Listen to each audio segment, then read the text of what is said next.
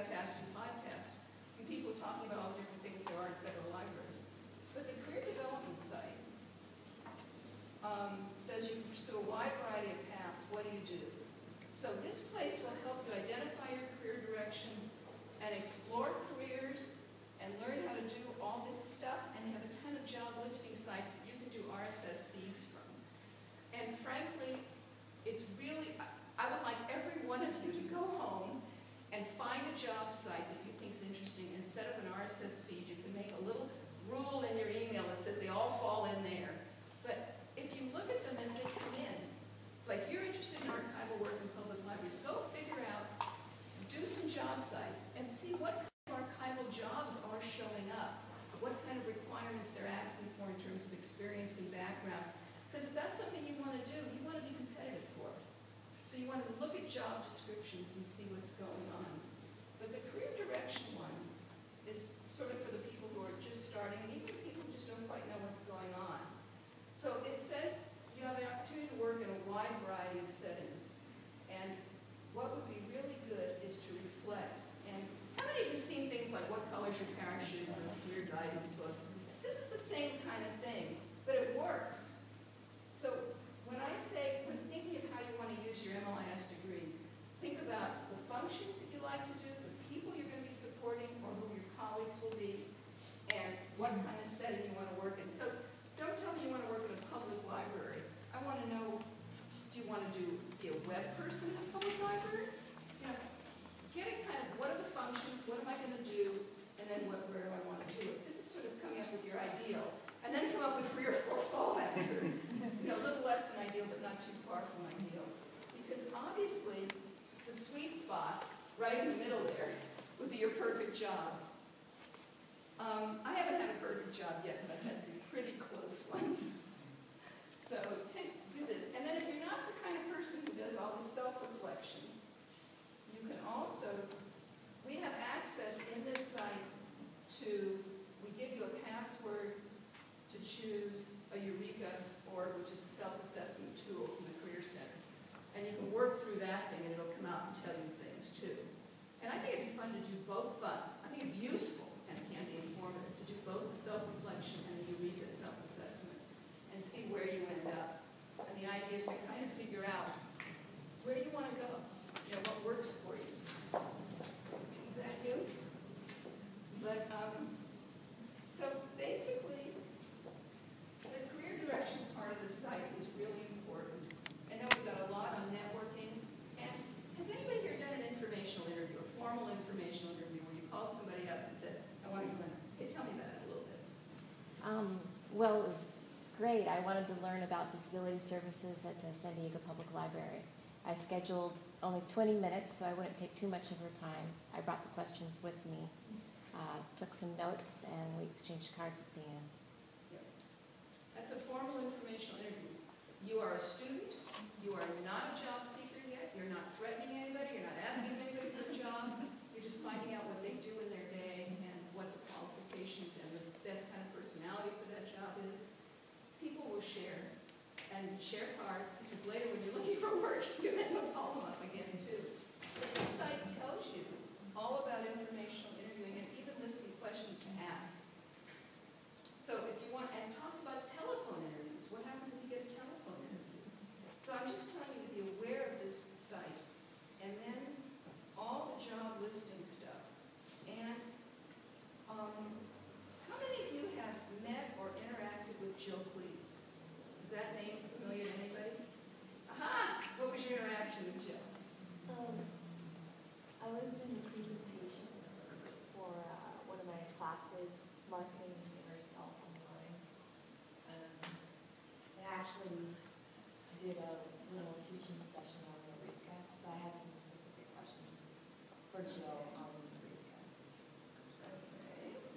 Well, I wanted to show you, let me go back and just show you Jill, because she is a hidden gem and a resource that is available to you, and a lot of people don't know about it yet.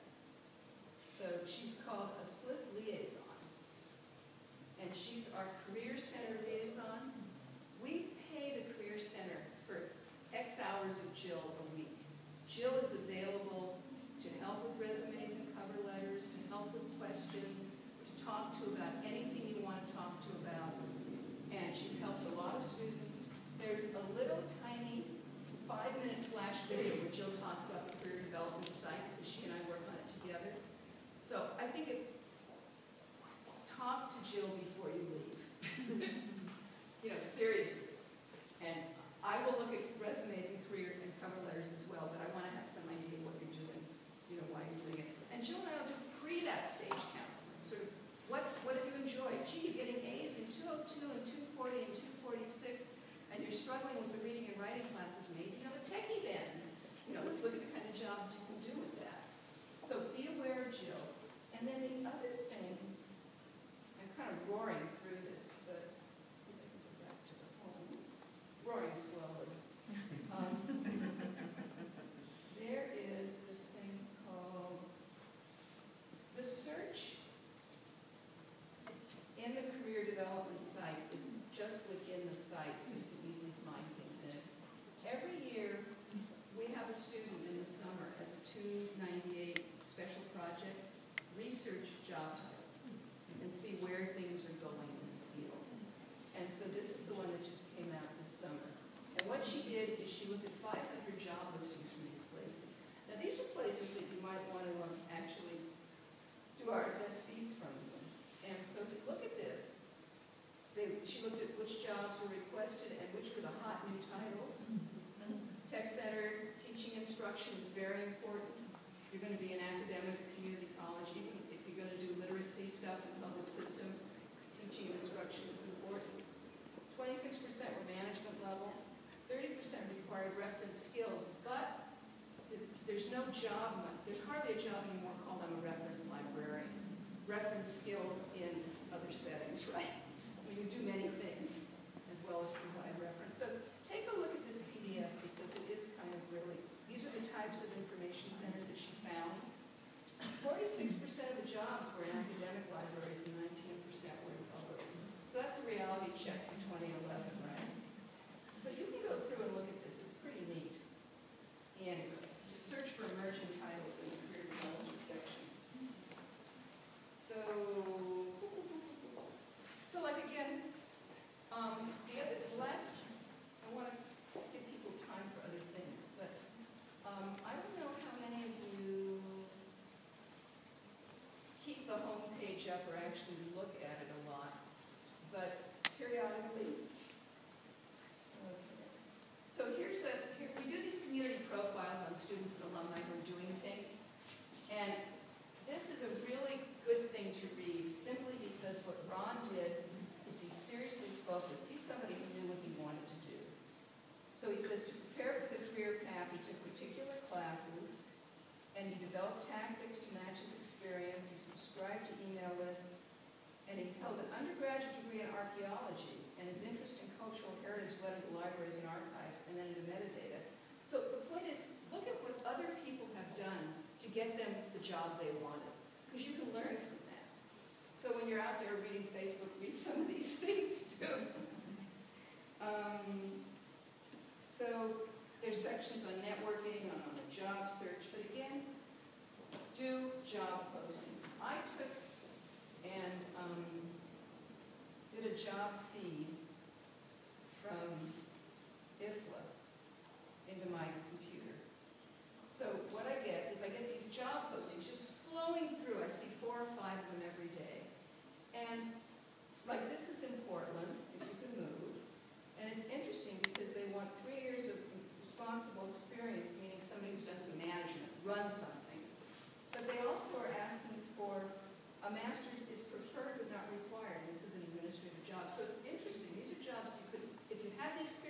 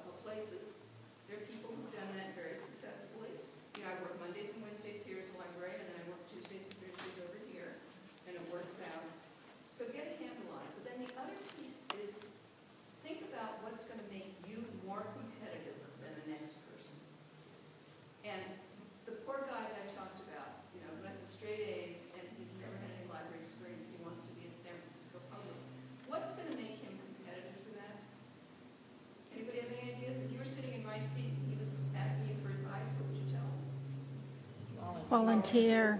Volunteer, intern, get yourself in there and be useful to people and show what you can do. Yeah, that's about all we can do at this point, right? See, all of you working in libraries, this is a good thing. So think about what will make you competitive. And again, when you're thinking about internships, I know it's hard to figure out how to fit an internship into a full-time working life, but people do it all the time. And there are more and more virtual internships coming up. There are virtual internships. I was in Washington, D.C. in June, and I met with the assistant printer of the United States, which was pretty cool. And I met with the librarians who run the Federal Depository Library System, and they are looking for virtual interns. So if you want to be competitive, do something cool for them, even in an online environment, and get a reference. So if you know, I know that you know where the internship site is, but let's see if I can get into it. Because all you have to do is basically go into the internship site and search for virtual, and you'll see some pretty cool stuff coming around. So there's, what's not the one? So here's the student site. So if you see there's a little thing that says work to be done, go virtual, and click on it. So there's no excuse that you can't take time off during the day. I mean, the advantage of a physical internship is you actually get to really know people and you get to be in an environment and experience it. But a lot of that can come in a virtual setting too, depending on what you do. So if I search for virtual, I get 31 virtual positions right now. And I think the ones like the government printing office, written to buy. This is so cool. In the annual review, which you can read, it's online, in the annual review, we had a student from India who worked in a women's college in India do this virtual internship in the Arab Emirates. And she wanted to because she was getting a library degree. She wanted to know what it was like working in a women's college in a library setting. And that's how she did it. So here she's going to school in San Jose. She lives in India and she did an internship in Dubai. So keep your horizons open. So here's the Federal Reserve Bank of San Francisco, but it's a virtual. A lot of the archival stuff can be virtual. Because what they want here is somebody to look at the oral history collection and approve the management of it. So it's an organization job. Just tons of stuff. Indiana University. Here's Libros. They're looking for somebody. Marin County Free Library. Middle Tennessee State University. Nevada Department of Transportation. San Mateo County Library. Here's the U.S. Government Printing Office. They want them to work remotely on various projects. Anything you can come up with, practically, they'll have you do. So take advantage. Because this is open to you while you're in school. When you're not in school anymore, you can't do internships. You have to volunteer. So anyway. And Jill Cleese does Illuminate workshops, which are different from colloquia, where people present to you. The workshops are for you to ask questions. And she's got a bunch of them recorded. They're on the career development site. There's a link to them. And she's got new ones coming up all the time. There's one on asking what happens with difficult questions in an interview. She did a good job on that one. So look at that. So basically, in closing, become your own information professional. I mean, do the work for yourself that you want to do for your clients. Check out all the stuff and work through it. And spend time periodically checking in with yourself and considering your own expectations. You know, and think about, if these are my expectations, are they realistic expectations? Then am I doing what I need to do at school to get to those expectations? Am I taking what I need to take? So sometimes people take a class because it's all they can get into. But maybe it's better to wait and get into the right class and spend that time doing something else. So just promise yourself to put some time and energy sooner into thinking what you're going to do when you get out. And I'm going to open it for questions, comments, anything?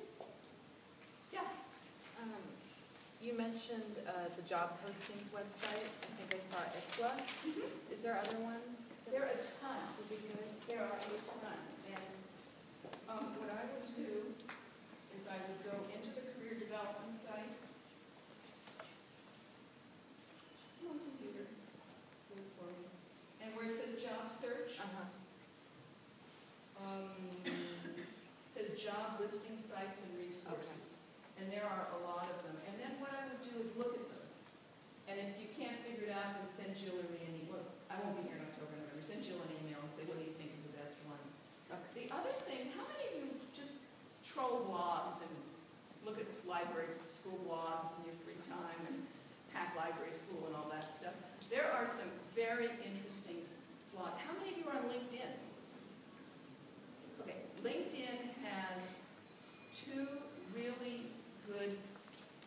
I know of so far, really good forums or groups for jobs. One is called SLIS Careers, and the other is an offshoot of the ALA site about careers. And it's fun just to read the questions and how people are talking to each other. So I would spend time looking at, going into LinkedIn and searching for MLIS careers or SLIS careers, looking at the ALA site, and subscribing to some of those groups too. I think they're very useful. There might be one on archival stuff too. But there are a lot of public libraries that have history rooms, and there may even be a group of people who do that stuff. So like I know that the Lucretia Little History Room in Marin Public is a very, very big organization, mostly run by a librarian part-time with a ton of volunteers.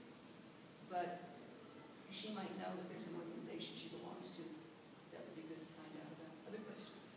I have somewhat of a specific question, but I'm interested in potentially working overseas. I'm wondering like what the MLIS, how it's recognized. For example, like in the UK, which I know has like something called like the SLIS or something like that. Okay.